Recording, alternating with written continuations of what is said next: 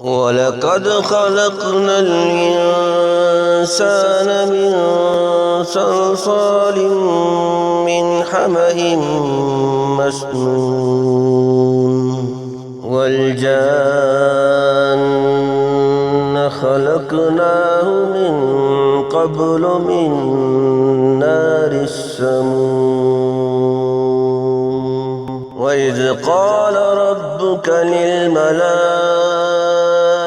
إني خالق بشرا من صلصال من حمإ مسنون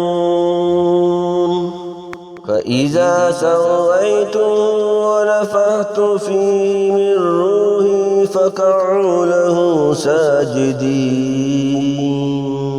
فسجد الملائكة كلهم أجمعون إلا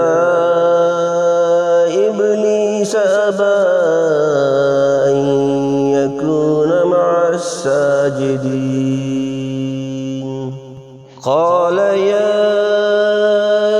إبليس ما لك ألا تكون مع الساجدين قال لم أكن لأسجد لبشر خلقته من صلصال من حمإ مسنون قال فاخرج منها فإنك رجيم وإن عليك اللعنة إلى يوم الدين قال رب فأنذرني إلى يوم يبعثون قال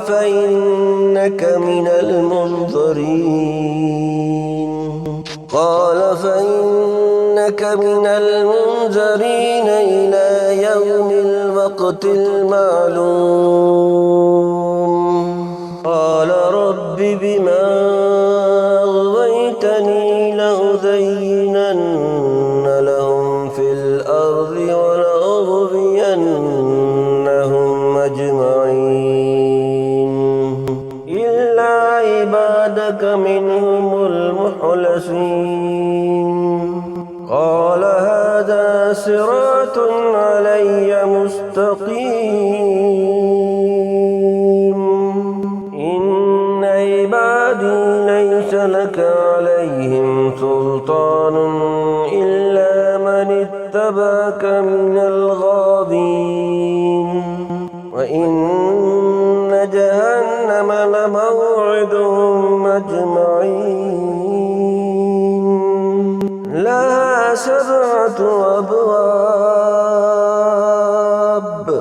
لها سبعة أبواب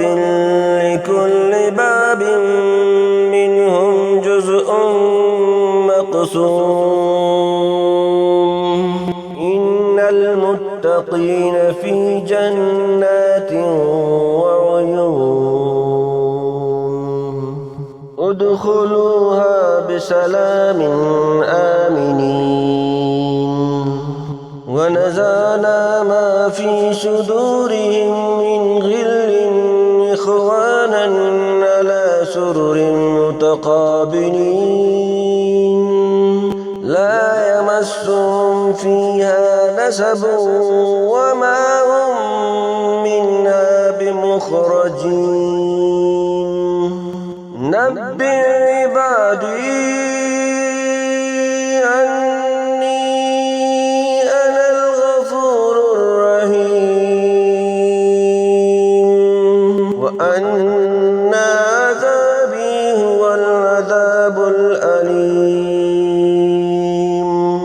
ونبئهم